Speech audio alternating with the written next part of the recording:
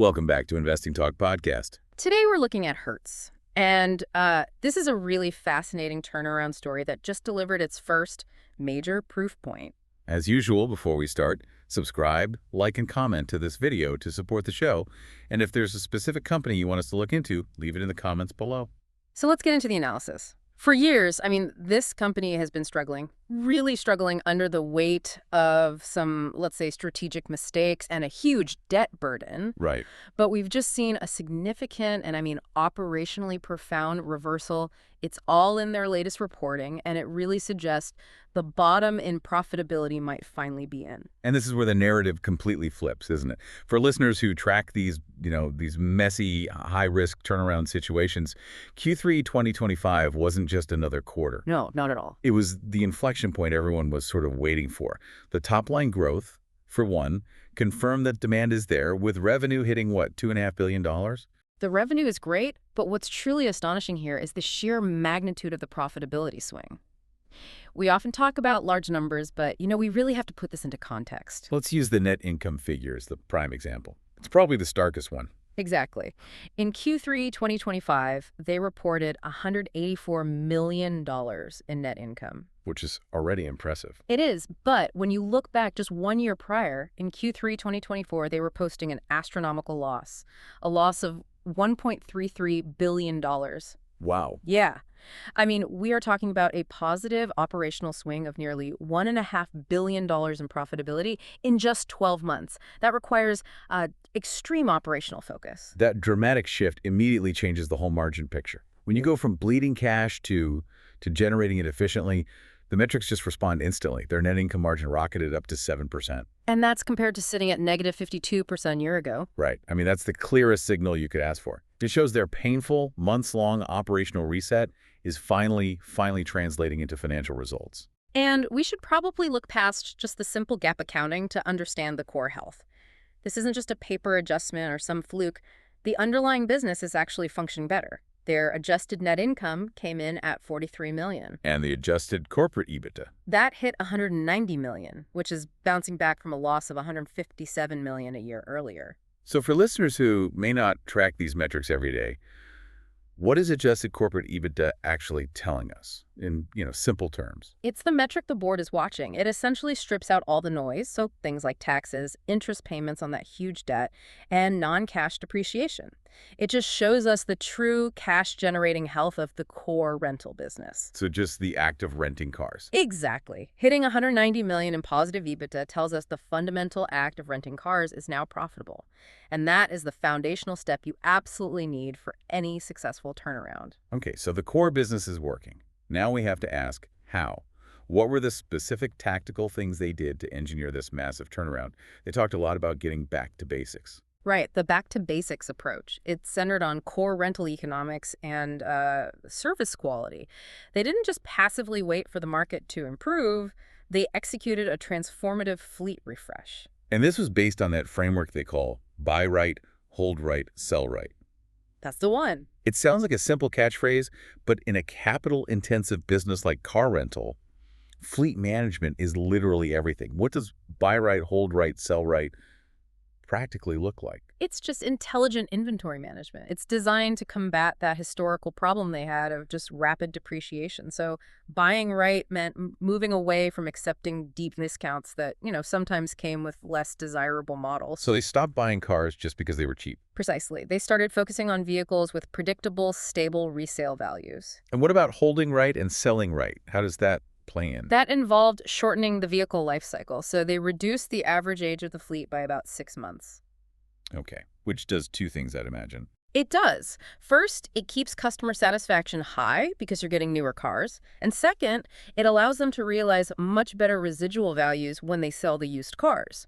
Better fleet management plus stronger pricing discipline led directly to one critical result: improved utilization. That utilization number is arguably the most important data point for operational efficiency. They reported rates exceeding 84 to 85% in Q3. Yep, up from around 82% the previous year. That percentage jump seems small, but it means a tremendous amount of improved demand capture. A car sitting idle is a car losing money. It's huge. If your fleet is 3% more utilized across $2.5 billion in revenue, the leverage is just enormous. And this success ties directly into their structural advantages, their competitive moat. Right, because Hertz isn't just one brand. No, it's a whole portfolio. It includes Dollar, Thrifty, and Firefly. That level of scale it's a huge advantage. When you factor in the operational footprint, it creates a pretty serious barrier to entry for any competitor. It does. They have a global network. Over 11,000 rental locations in 160 countries.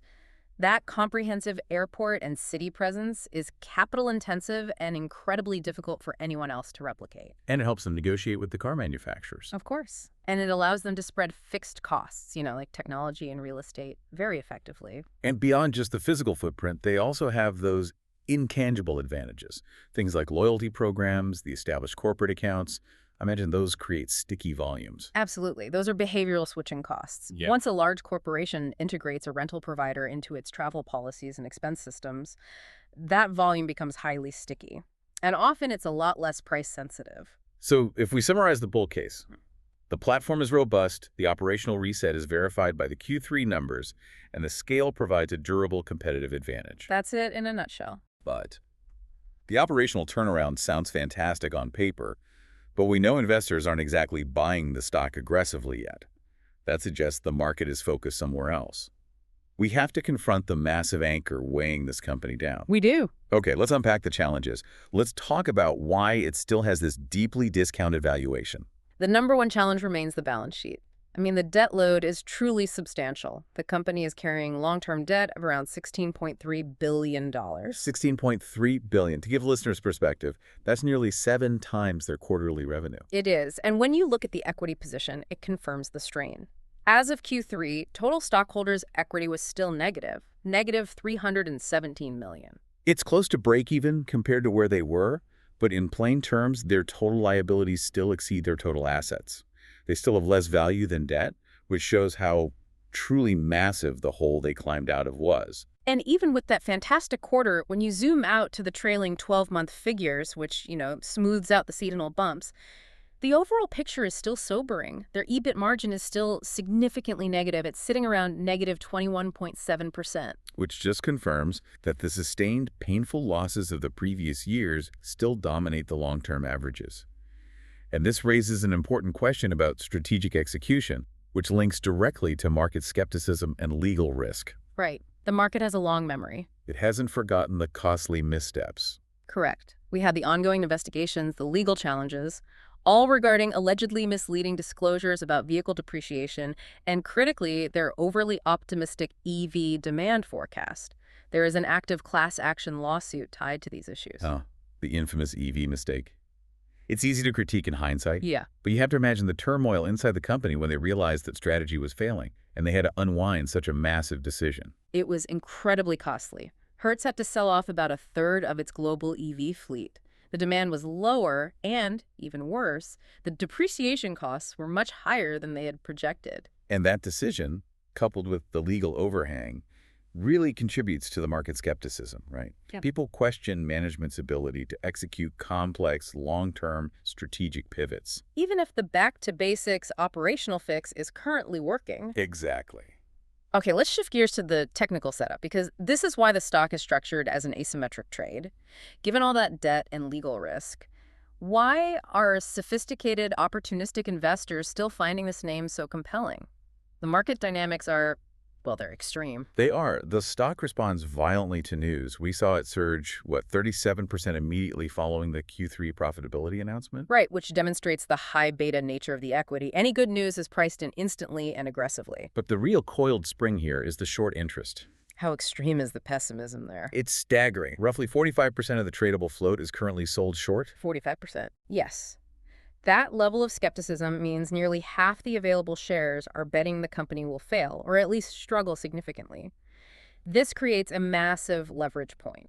If the company continues to execute positively, those short sellers will be forced to cover their positions. Causing a powerful short squeeze that drives the price higher. A very powerful one. And when you pair that short dynamic with the low valuation, it really paints a picture of deep market cynicism.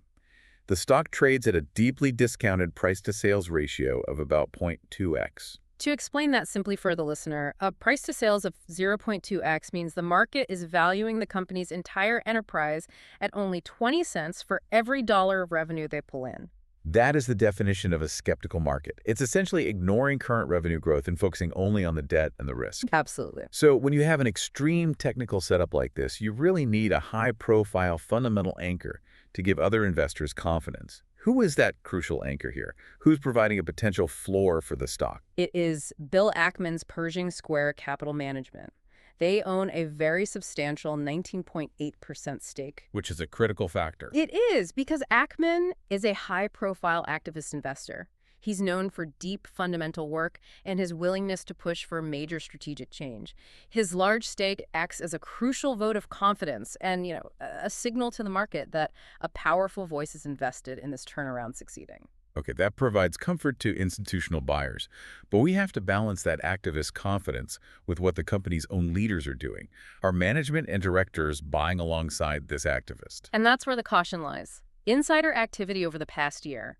It signals some management caution regarding near-term volatility. Insiders, including an independent director, sold approximately $894,000 worth of stock. Over the past year. Over the past year, yes. And with no reported purchases in the same period. Now, this could just be individual diversification, but it does suggest the operational team themselves are not aggressive buyers at these levels. So let's bring it all together for the listener who's maybe considering this name. The operation is fixed, but the debt remains huge. What is the specific path forward? What are the key catalysts we should be watching for in the next few quarters? I think the first catalyst is just continued disciplined execution of that back-to-basics strategy. We need to see steady or rising utilization figures, controlled depreciation. Confirming that buy right, hold right, sell right is now an ongoing, ingrained process. Right. And crucially, incremental EBITDA margin expansion. Every single point of EBITDA margin growth adds immense leverage. Then that sustained profitability is the key. That's what unlocks the ability to finally deal with that massive $16.3 billion debt load. Precisely. If profitability normalizes and stabilizes, the company gains the option to delever. Reducing that debt will slash interest expense and create tremendous EPS leverage for equity holders. The reduction in interest payments alone, applied to a growing profit line, that is how the stock truly re-rates over the long term. That's the real path to value creation here. It is. So if we connect this to the bigger picture, the thesis seems pretty clear. It's a high beta, asymmetric long trade. The risk is high because of the debt and legal issues, but the potential reward is massive because the valuation is just dirt cheap and the operational inflection is now measurable. The primary view is probably a 12 to 24-month turnaround horizon. That time frame allows for multiple quarters of balance sheet progress and, ideally, some clarity on the legal front. And that short interest dynamic means that any positive operational or legal news could force a rapid, explosive short squeeze. Rewarding patient investors who are tolerant of the volatility inherent in these kinds of stories. Investing in turnarounds is inherently difficult. It requires massive risk tolerance and a lot of due diligence. The Q3 results provide that first real measurable proof that the operational half of the equation is working. But the road remains long given the massive debt still on the books. It's all about monitoring that continued operational discipline. And if you want us to look into another company with an asymmetric risk profile like this, leave it in the comments below. And make sure to subscribe and like this video so you don't miss our next analysis.